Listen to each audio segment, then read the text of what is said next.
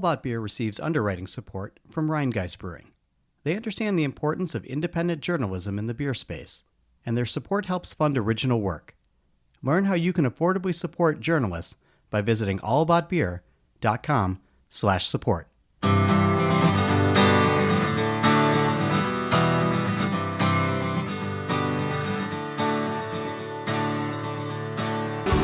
Welcome to Drink Beer, Think Beer, the podcast that gets to the bottom of every pint. I'm John Hall, and May is Mild Month. So in a minute, you're going to hear a panel on traditional English styles recorded at Little Beer, the great festival hosted by Good Word Brewing in Duluth, Georgia. It's moderated by Don Tse. But first, I'm going to tell you to keep up with all of the events and more on our social media. We're at All About Beer across the major platforms. And if you have comments, guest suggestions, or just want to reach out, you can always email me at johnhall@allaboutbeer.com. We're also supported by you. Head over to allaboutbeer.com/support and learn how just a few bucks can have a huge impact in supporting our original journalism in the beer space. And on that note, thanks to this episode's sponsors. Today's episode is brought to you by Stomp Stickers. Stomp makes it easy for breweries to stock up on the essential packaging and promotional supplies all in one place. From beer labels and keg collars to coasters, beer boxes, and more, they've got you covered. Plus, every product is backed by their 100% satisfaction guarantee, and their full-time support squad is ready to help anytime. Visit stompstickers.com and use code THINKBEER for 15% off of your first order. If you're running a brewery, owner or operator, Beer 30 by The Fifth Ingredient is the ultimate command center. The most powerful brewery management software on the market, Beer 30 handles the entire brewing workflow, from recipe development to production.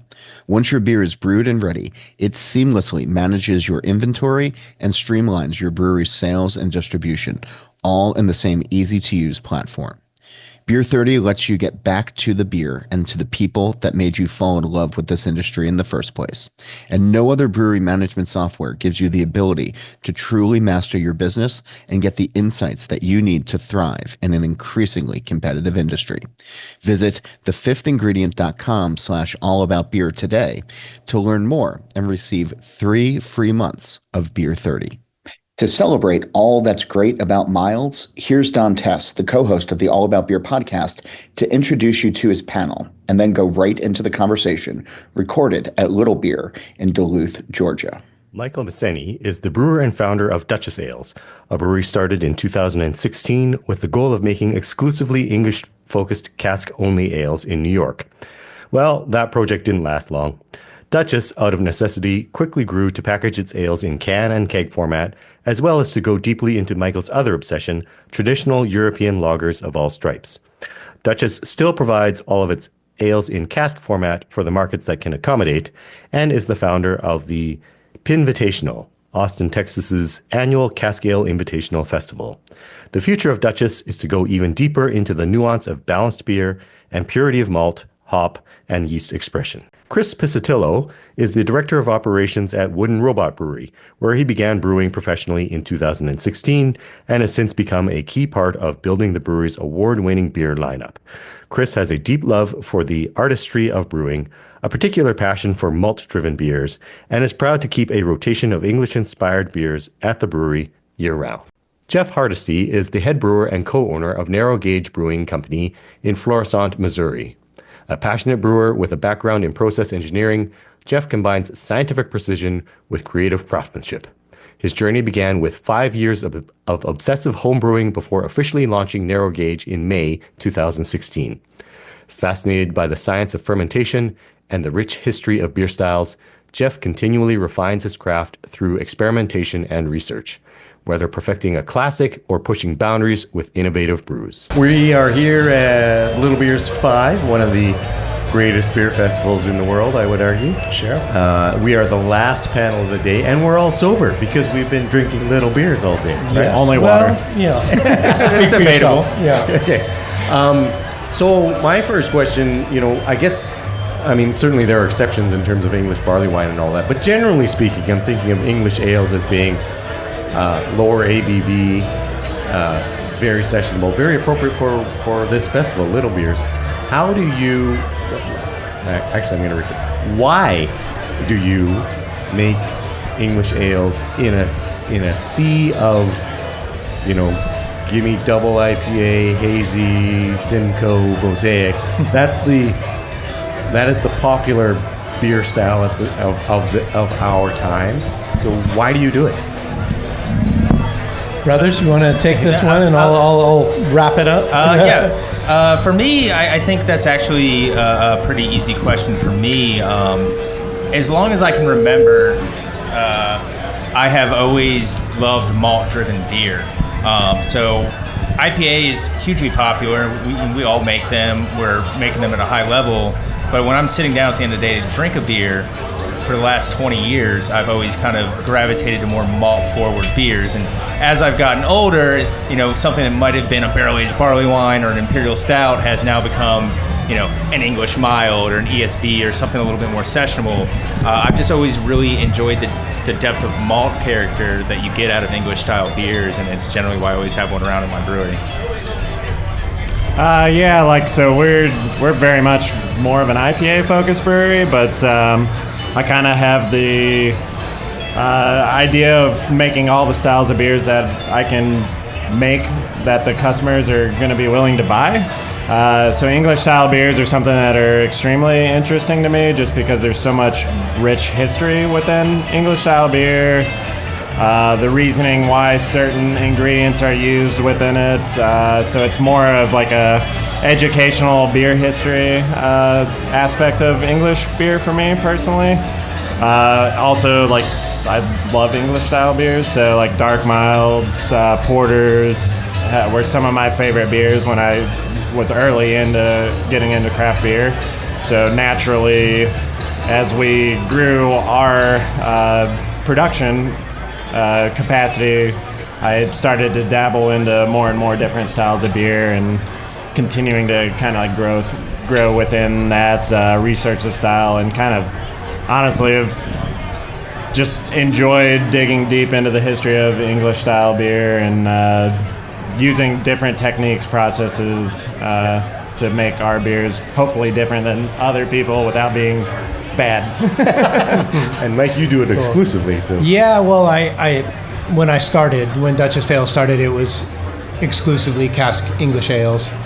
My brewing background, really, my first true love of craft beer came from the UK, living in the UK in the late 90s, early 2000s, and enjoying that sort of first renaissance, if you will, of English culture looking back on its own brewing community as a really kind of something to be really proud of. And I think there was a period where English beer amongst English people was sort of on the outs. People were drinking a lot of cask ale, and I happened to be spending a lot of time in the UK when regional breweries were re-embracing traditional ales, and that was my first deep love in craft. And when I moved to New York after spending quite a bit of time in the UK, I just didn't want to drink anything. Like, I'd go to New York City's got some good craft beer bars, but I found myself not wanting, confronted with a list of 20 beers. I didn't want to drink anything. IPAs. Yeah, and none of them interested me. So, not to sound snooty, but I just was coming from a place where I just wanted a balanced 4.4%, lovely beer, and I just couldn't find one. So that's when we started Duchess, and I was making, exclusively cask ales for a while, and then that was not a sustainable thing, but I still focus very deeply on making English style beer and spend a lot of time in the UK, do some collabs with English breweries, and try to keep myself firmly in that world. Why do you think it is that Americans really tend to like the 6.5% or higher beers, whereas in England it has this history of 3.5% bitters that are delicious? And not only why, then given that it is the fact, how do you sell your beer? Like, it's you are fighting a headwind. So how do you do it? I think some of it just goes back to drinking culture itself. Yeah, so exactly. In somewhere place like the UK or Germany, you have this deep-seated drinking culture where a lot of things have revolved around beer for hundreds of years. So having a more sessionable, ale or lager or whatever it is, it's just normal, and you're drinking to be social for a long time. I think what I've seen, at least in our tap rooms, is the customer equates value with alcohol percentage, which is not necessarily true, right? So for us, I've had to get creative with some branding. So I typically have a English ale on at all times in the tap room, and we have a vibe series. So we have a series of beers based on the season, and so it'll be summer vibes or winter vibes or whatever it is, and that's always tagged as a winter ale or a summer ale, and there'll be an English summer ale, or spring vibes, which I have with us at the festival today, is an English pale ale, but it's a spring ale, and that's kind of helped us move those beers. We try to educate where we can, but with our consumer, they see something like bitter or mild and they just don't touch it. If I tag it, or 3.5%. Yeah, 3.5%. They don't touch it. But if hey, this is a great spring ale, and they see it, it's like, oh, it's with the season. It's easy to drink. Yeah, and we just blow through it. And that's kind of a way we've tried to get a little bit of creative of getting it moving. And then when I'm sitting in my tap room with my customers, I'm also trying to educate. Like, okay, so this is an English pale ale. It's more malt forward. Do you find customers expect, like, why am I paying the same price for this 4% beer when I could get the 8% beer for the same price? No, absolutely. And that, again, that's another education component of it. It's like craft beer does not equate to alcohol percentage. It's a lot easier for me to make a 8% hazy double IPA technically than it is to make a 3% mild that's balanced and tastes good, and people want it and come back for it. And so it's just like, I think that's always been a challenge that we faced, of trying to make people understand that it's just like the craft component of it is not correlated to the ABV. Right. Yeah. Right. Jeff? Yeah, I mean, I definitely would echo that. Trying to sell a 3% dark mild is a hell of a lot harder than selling an 8% hazy IPA in our tasting room. But like, kind of the way we look at it is try and use it as an educational piece to our customers. So if they're new to beer, they're not necessarily familiar with a bunch of different styles of beer, try and kind of like show them the history of what some beer styles might have been like. Show them that a 3% beer can be super flavorful, and it's something you can enjoy a lot of, versus 8 or 9, 10% beer, whatever you're drinking, where you're going to have one pint and you're already going to be at a point where hopefully you're not driving home or whatnot. So like, trying to kind of like show that you can make a lower ABV beer that is super approachable, drinkable, that still has flavor and body. Exactly, and it's a giant balancing act. When you're making a 3% beer, it's extremely easy to get a very dry beer out of that, and without learning techniques and brewing science behind it, it's something if you try on your first try at it, it's probably not going to be your best, and you got to hope your customers are going to let you try again. And our dark mild's a very big thing.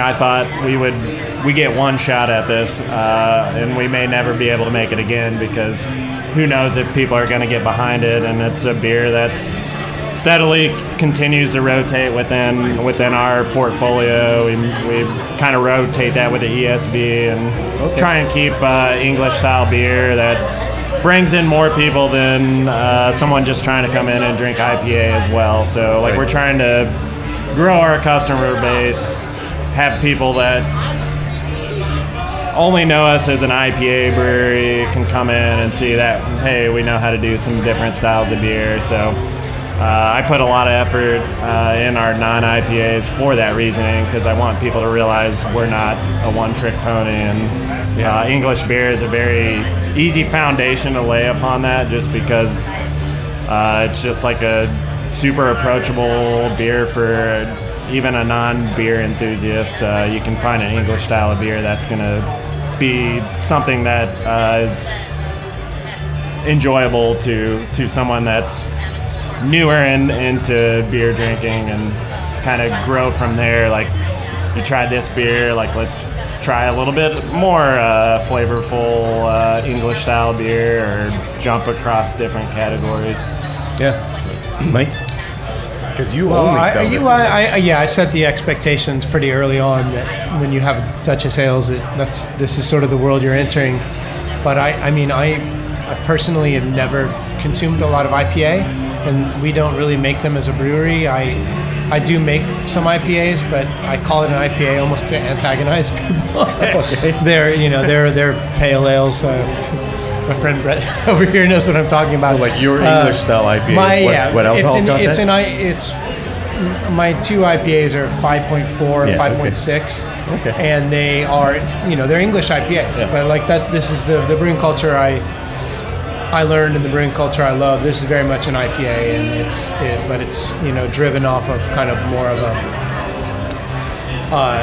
the English tradition of kind of malt balance, yeast character, hops, really to just kind of sit in that little saddle to provide balance, to provide the appropriate amount of bitterness and something sort of lovely to lay on top of it. And I've just always enjoyed that balance in beer. And going back to drinking culture, I very much enjoy a 4 or 5 hour session with good friends in conversation. I can't sit and drink IPAs for 3 hours.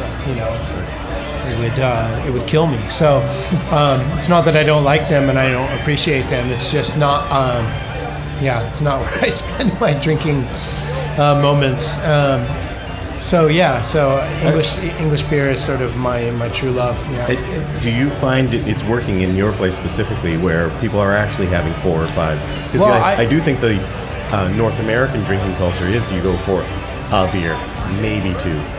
We don't have that English culture where you would go for 4 or 5. Sure. Are you? Unfortunately, I don't have a tap room right now, which is very unfortunate. But investors out there that listen to the podcast, reach out to how to get a hold of Mike, John Hall for sure. But yes, I do find that I do when I was providing a lot of cask ale, say in New York City, I would have older English gentlemen come in with like tears in their eyes, like, you've made my beer. Yeah. And like they couldn't believe it. And then I would go to places that did serve cask ale well, and and I'd see expats and people who are kind of interested in that culture sitting and chatting for hours, and that's exactly what I was trying to do. And I because I make English pale ales and porters and things, I don't probably sell as much beer as I could, but I'm living my culture, and I enjoy that. So yeah. Awesome. How can we talk a little bit about how you think about, particularly Chris and Jeff, because you brew other beers as well. How do you think about recipe formulation? Presumably it's not as easy as just taking your IPA recipe and cutting everything by a third. You have to think about the that wouldn't be good. Yeah. I'll have to try that one. Small beer. Yeah. I think for me, since I've started brewing with Wooden back in 2016, we've always kind of brewed the kind of gambit of styles. So I've been brewing everything from English ales to wood barrel sour beer for most of my career. So when it comes to recipe formulation, it is very much I've chosen to brew a style, and I'm going to kind of hone in on this and pick what I need with what I have available to me to make the beer that I'm aiming for. So at Wooden, we use exclusively Epiphany Craft Malt out of Durham, NC. So that makes it a little challenging because I just don't have a palette of malt available to me where I can just pick out any crystal or go get some whatever is available, English pale malt. I'm using all NC grown malt. So within that, when I'm formulating these recipes, I'm kind of getting a little creative, because there was a whole stint where I just really couldn't get great crystal malt. So it's like, okay, how do I approach this? And the answer for me was, I want to get some of these caramelly flavors and some of these roasty flavors. How do I do it without having access to some malt? And okay, I'm going to blend in maybe a small percentage of ruby malt or chocolate malt that I do have available to me. And that just became, initially the first recipe I ever made professionally was ESB. And, I had approached Dan at the time, and I said, hey, I want to use this little tiny bit of chocolate malt. And he said, no, we're not doing that. Don't do it. And we did it anyway. and we still make that recipe to this day. It just worked. So when I'm approaching the English ales, I'm kind of looking at what I have and saying, these are the style guidelines. Do I want to make it perfectly to style, or do I want to put a little flair on it? And then kind of picking my ingredients and going from there. And always within a design of like, hey, I do want to hit these lower ABVs, or in some cases, maybe I want a little higher ABV. But it's very much almost an artistry thing for me. It's not super scientific. I just kind of look at what I have and throw some things into a sheet and say, hey, like, I think this is going to taste great. And I select a yeast. Typically, I'll use 007, so dry English is one of my preferred yeasts. Sometimes 002. Sometimes I'll go find like a Tim Taylor strain, Cascale strain if I want something to, pop a little bit more and get a little bit more of that yeast character in there. But yeah, it's kind of how I approach it. Yeah, like in regards to when I'm looking at developing a recipe of pretty much any style of beer, I'd like to dig into the history of it. An English beer is kind of a really interesting dive into the history of the style, just because there's so much different iterations through the centuries of them being made. So digging in, I've kind of like learned there's certain ingredients that were used early on, and it was more of a tax avoidance thing than anything. So you're trying to limit the amount of barley you're using to pay less taxes on it, so they would incorporate interesting ingredients. In any beer we do, I always try to have some sort of process or ingredient that is kind of unusual, like it's stylistically should be there, but it's not common. So like invert sugar. So invert sugar usage is something you can buy invert sugars. There's not a ton of options out there as far as like color, what it is. It's expensive. So we make a lot of invert sugar in house for English style beers. So like our dark mild, it takes us longer to make invert sugar for than to brew the beer. Which I always find interesting. That is interesting. Yeah, and that kind of stints back to some Ron Pattinson's discussions I've seen. I've had the luxury of watching him talk in person and kind of digging into some of the history of the style. I kind of honed in on invert sugar. This is an ingredient I can easily produce with time to add a uniqueness to the beers that we're making. So like our dark mild, for instance, we'll make invert 3 sugar. So we're spending probably 6-7 hours to make this sugar. That makes up 5-10% of the beer itself, but when you try the invert sugar, you realize this is a flavor I certainly will not get from malt. It's just a very unique flavor to it, and it adds something that we're willing to put the time and effort into doing that, because either I want to be a glutton for punishment or I don't know what. So we'll make that, use it in beer. The first time I tried it was with a Burton Ale and was really happy with the results we got out of it. So anytime I can kind of see invert sugar was in the history of this beer at some point in time, I'm going to try and incorporate it.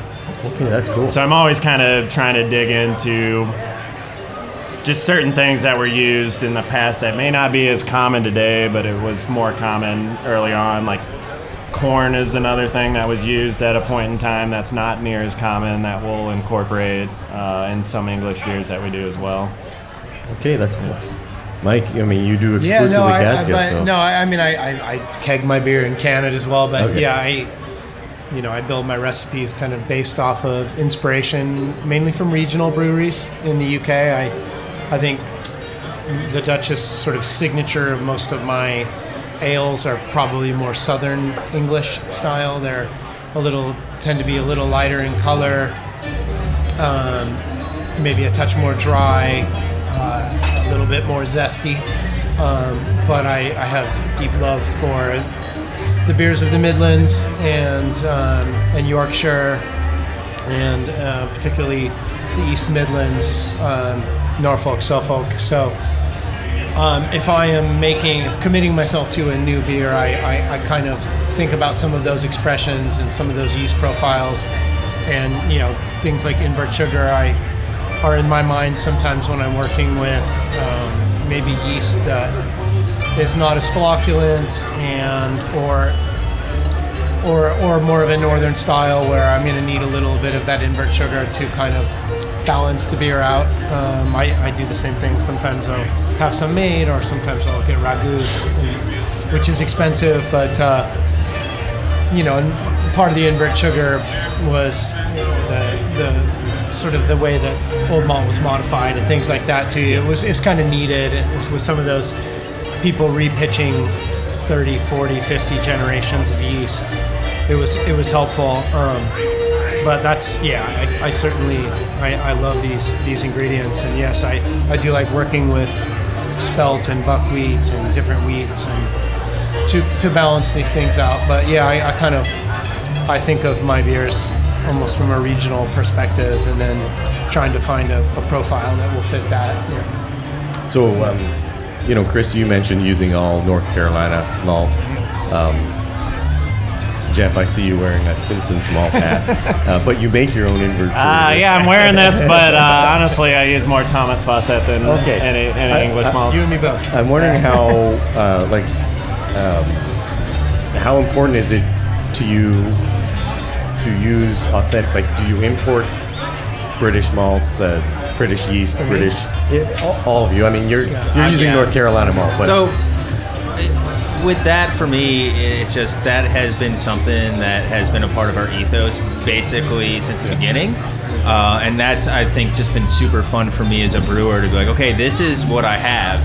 And like, I have to make... That's very English. That's very English. This is what I have, so how do I use what I have to get where I want to go?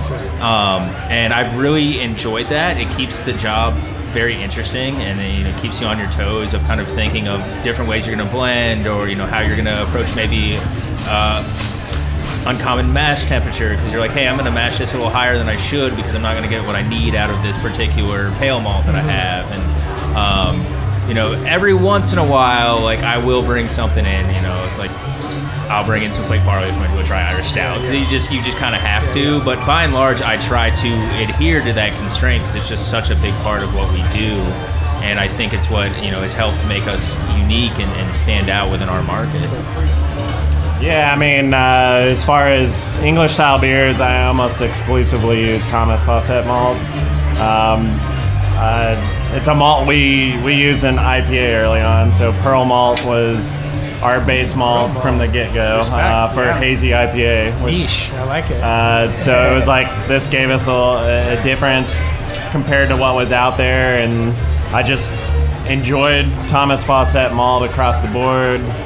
Would try their specialty malts and like stouts, anything like that. So I've always stuck with them. So I'm always looking at what they have, the profiles that they have, and what I think will do good in the beer I'm trying to develop. As far as our yeast strain, we use our house strain is Burton Ale White Lab strain. We propagate in-house, but that was the parent strain.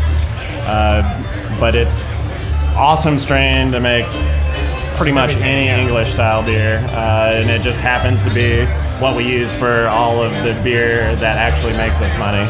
I say makes us money, it doesn't really do that either. Do you top crop with that at all? Is that it?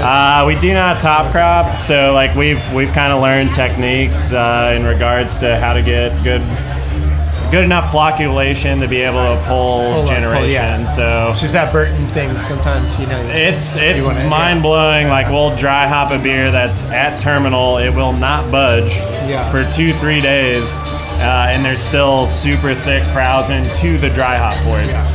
even though it's Really? not fermenting anymore. Okay. And like I view that as like I'm doing this at the right time. Like I'm not losing for a hazy IPA, and in respect to that, I'm not losing, or it's still fermenting. I'm dry hopping through Krausen essentially. It's kind of mind blowing. Yeah, that's kind of weird to watch. Even though we're still not actively fermenting, it just kind of definitely hangs up there. But we've kind of worked with different processes to try and get the yeast to flock out a bit to be able to harvest it. So like we'll do soft crash and agitation. So we'll do a couple short CO2 bursts through racking arm to try and encourage yeast to fall out prior to harvest. Yeah, about malt, I Or- kind of or use hops. everything. I use a lot of Fawcett, and you'll appreciate this. When I owe Country Malt Group too much money, I use Simpsons. It's very simple. Yes. I love them both. There's some things Simpsons products that I really love. I love the DRC. I love DRC, I love DRC Golden too. Naked Oats. So sometimes I need those things. So there's always orders coming from both of them. But I use pretty much exclusively English malt. Although Environment make a chocolate spelt malt. Yeah, it's I put in my awesome English malt. porters, and then I was like, that's. Chocolate I'm giving spelt. away my secret Yeah. ingredient. Okay, I've not had chocolate spelt. I gotta It's try phenomenal, yeah. So I think all of these things are a must to add to the. It's so interesting what all of these maltsters in the UK are providing. The wide spectrum of crystal malts, of course, but just the variants and heirloom barleys are spectacular. I use 90% Maris Otter, but I definitely use Pearl and a few others, Archer, and So, this is a question more for you, Mike. But in terms when you're selling cask ale, Yeah. how do you ensure? Because of course the publican now is at play, Yes. and has a great influence on the in beer. there lies the So how do you manage that? When I first started and I was making exclusively cask ales, the beer was going to pretty much anywhere that had a beer engine around Greater New York would at one point have All 7 of them. At one point there was maybe about 15. Okay. But we realized early on that like they have absolutely no idea what they were doing. Yeah, even though they have a cask engine. Even though they don't- have an engine, they would put it on, just bung it on, and not pay any attention to it. And maybe the owners or the management just didn't have the time to train. And so we had to kind of learn the hard lesson that we had to just kind of cull that back to really about 5 places, unfortunately, in Greater New York that we're doing a good job with cask. And that's kind of where I'm at right now. But I send cask to Georgia. It gets around. I occasionally send some to the West Coast. So my casks get out there, but I try to vet the place beforehand to make sure that they are babysitting the cask properly and trying to encourage the cask widge system, which something we might or might not talk about, which is a nice development in cask ale that UK Brewing Supply do a good job of providing to pubs around the US. So I send my casks out having already conditioned, and they're ready for service. And I say, when you receive it, if you're not ready to put it on, put it in the cold box until you're ready to do a stillage and aerate. So them. they don't have to do soft spiles and hard spiles. and all that. Yeah, generally they'll soft spile it. I encourage them 8 to 24 hours before serving it, Okay. but it generally will show up ready to consume. Okay. And I ask them to just let it sit there for a little while and find its new home, and Yeah. get comfortable, take its shoes off, and then come to a nice temperature, and then soft spile it, give it a little while, try it. But I could get really pedantic about it and asking. I sometimes see like the assistant manager of a bar. I'm explaining all this. Their eyes are like rolling back in their head. So it's a tough one. But yeah. Jeff and Chris, do you ever do casks? Not in a long time. I early Because on it's tough, right? Yes and no. We don't have a huge market for it wholesale wise. Because it's tough. I think getting bars on board with it can be tough. I used to make a cask, I think it was every week or every other week, there was a bar that always had a cask ale on. So early in my career, it was like, hey, fill up this cask, do something with it. So, I'm pulling beer off, filling a cask, treating it with something, usually some sort of hops, and getting it ready to go and getting conditioning, making sure everything's good. But that was a long time ago. We haven't done it recently. I have kicked around maybe rebooting that program. I would really like to get a cask engine in the brewery and kind of play with that and get it up just as a project for my team to be able to have a way to learn and grow, because I think it's a great way to learn about beer is to cask condition. And especially if you're doing it right and you're pulling things kind of towards the end of fermentation, prime a little bit, letting it finish naturally in the cask. And the way the beer expresses afterwards, it's just very different from what you get just coming out of a Unitank or a Bright. Yeah, I mean, it's really, I don't want to interrupt, that's the way English beer is meant to be served. And I think... it's real ale. Right? Yeah, it's real ale, and I'm sort of on a mission to at least try to get, breweries and tap rooms that, that show love for English beer. It's like, this is something that is not that difficult. And let's, try to make a commitment to it, and you'll be repaid by the love from your customers, because, ale is a wonderful thing, and the subtle aromas of malt and hops and the expressions that you get out of a well-preserved, well-presented cask ale they're absolutely uncomparable. Hopefully, more. I have so much to say about that. I'll bore everybody to tears. Yeah, as far as our use of cask, we've used cask in the past, and it's always been in a much less traditional sense. So anything from dry hopping in a cask to something dumb like putting tang in a goza, right. Which I feel embarrassed to even say that, but it's kind of what North American. That's cask has also been. Kind of become synonymous with doing weird, interesting things for sure. But with that, I have an ultimate respect for cask beer. I love cask beer. Civil Life Brewing in St. Louis does amazing cask beer. And when we built out our tasting room, we actually tunneled from the walk-in to the other side of our bar to put in beer engines. Unfortunately, we weren't able to do that right away, but our plan in the future is to have 2 cask beer engines and be able to serve our porter in cask when we do dark mild and ESB, have traditional English pub style cask pouring, and we always view it as I personally love beer history and beyond that, and I always want to give that to the customers to learn as well if they want to. I'm not going to force it upon you, but I want to put a centerpiece in our bar that's different than anywhere else, where it's going to be a conversation piece. What is this? Why are you serving it out of this? Why is it 50 degrees? And it just gives you an easy outlet to educate someone in the history of beer. Yeah. This is a question for Mike. Sure. We talked about how I think in North America, cask has kind of become a novelty thing where you put tang in a goza or whatever because of I shouldn't have said that. There's so much traditional. You should. That's cask. It's real. We're being real.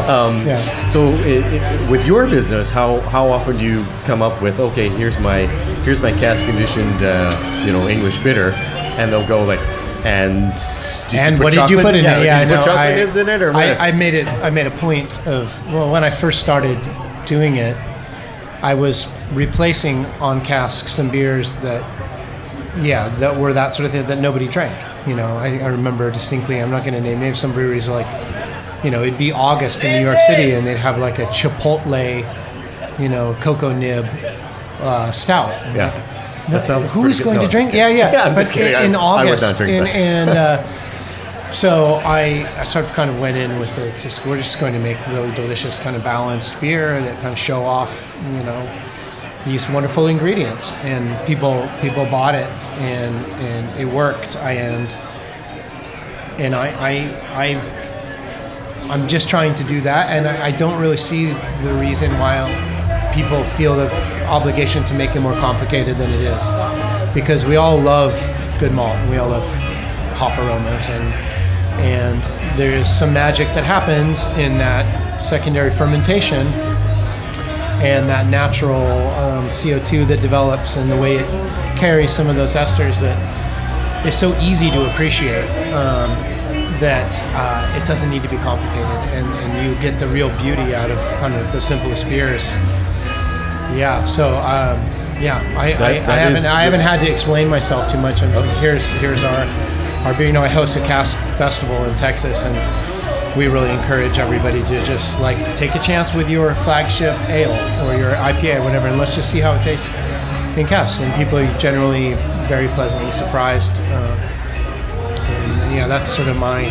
I think you kind of summed up the line. beauty of English ale. Is it really is it's the simplicity of it. Like it. Yeah, it's simplicity, but it's, you know, these are complex. These heritage malts have really complex honeyed, complex aromas, and these lower alpha English heritage hops have really, really complicated aromas. They're not knocking you over the head like a 10 alpha whatever Simcoe or something like that, but there's so much to discover as you have your conversation with your friend and enjoy these kind of balanced beers, that you realize that they're just unfolding with layers of complexity, and that's what I like.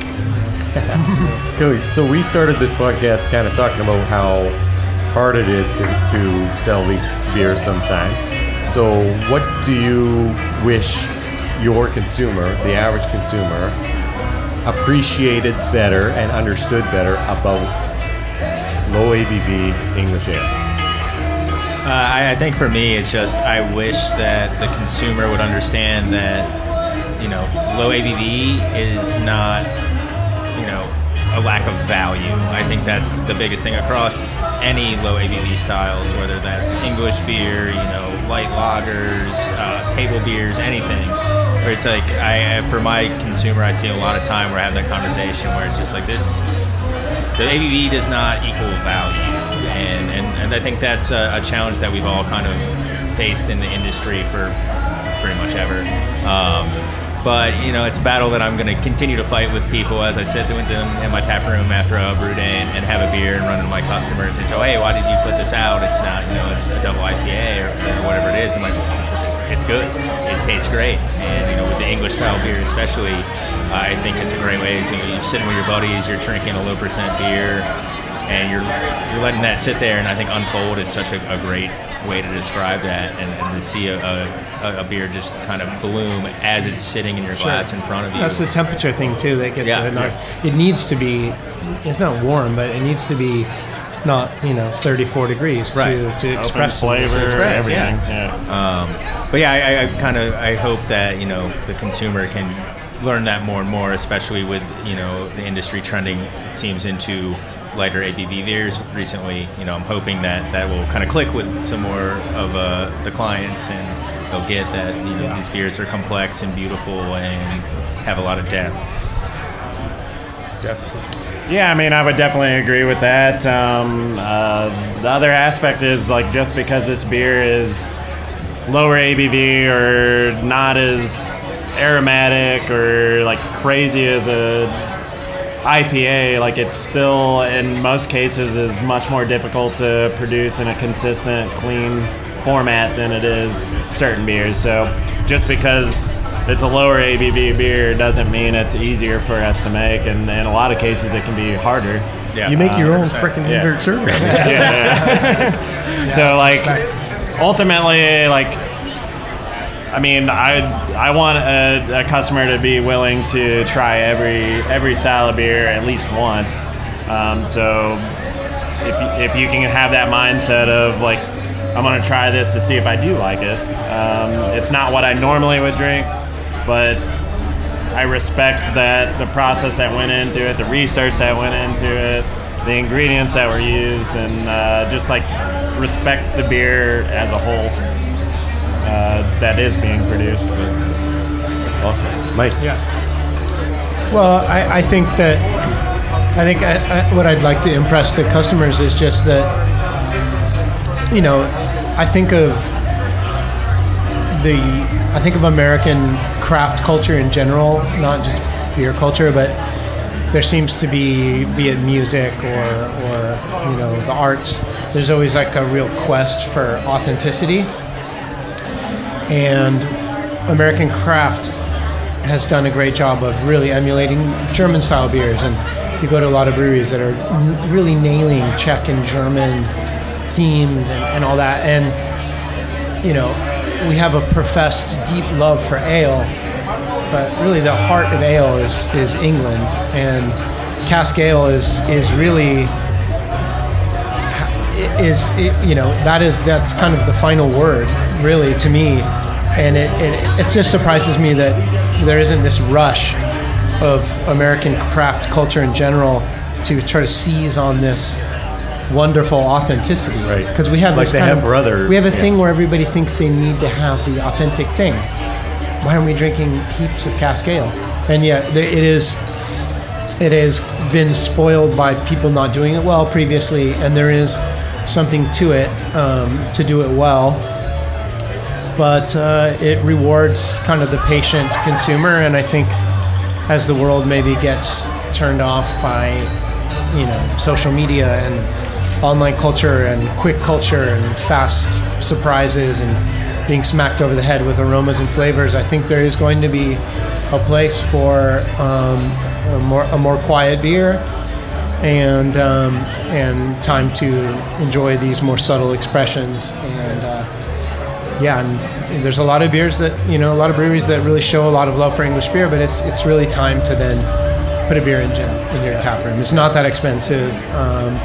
The know-how can take you 2 hours on YouTube. you're in. So let's do it. Let's start serving more cask ale. It's straightforward. Yeah, love it. We're out of time, but before we go, can you each share your social media so people can figure out what you're up to? So just have an Instagram. It's at WRBChris. It's fairly new. I kind of resisted social media for the last 10 years, but realized after the last couple festivals that I was not keeping in contact with some people I wanted to. So you can find me there. Feel free to reach out and follow. Awesome. Jeff? My personal is JeffH97 on Instagram. I guess maybe Facebook probably goes that way. Brewery is narrow gauge beer pretty much across the board if you want to kind of see what we're doing. Awesome. Yeah, it's Duchess_ales on Instagram. Awesome. Try to keep things posted on there, yeah. Awesome. Thank you. Cheers, everybody. Thank you so Cheers. much. Thank you. Cheers, Don. Drink English ale. My thanks to Don and all of his guests for stepping in this week. Go visit allaboutbeer.com. There you can check out new content as well as the archives, which go all the way back to 1979. And a reminder, again, you can reach me anytime on email at johnhall@allaboutbeer.com. Follow All About Beer on social media at All About Beer. And before we run, here is a word from this week's sponsors. Stomp Stickers isn't just a website. It's your custom printing partner with over 30 years of expertise. Their support squad is ready to help by phone, chat, or email. Combining top-notch customer service with a super easy-to-use site, they're all about making sure you get exactly what you need, fast. Shop with confidence thanks to their 100% satisfaction guarantee. Visit stompstickers.com and use code THINKBEER for 15% off of your first order. If you're running a brewery, owner or operator, Beer 30 by The Fifth Ingredient is the ultimate command center. The most powerful brewery management software on the market, Beer 30 handles the entire brewing workflow from recipe development to production. Once your beer is brewed and ready, it seamlessly manages your inventory and streamlines your brewery's sales and distribution, all in the same easy-to-use platform. Beer 30 lets you get back to the beer and to the people that made you fall in love with this industry in the first place. And no other brewery management software gives you the ability to truly master your business and get the insights that you need to thrive in an increasingly competitive industry. Visit thefifthingredient.com/allaboutbeer today to learn more and receive 3 free months of Beer 30. Don't forget, All About Beer has a podcast channel.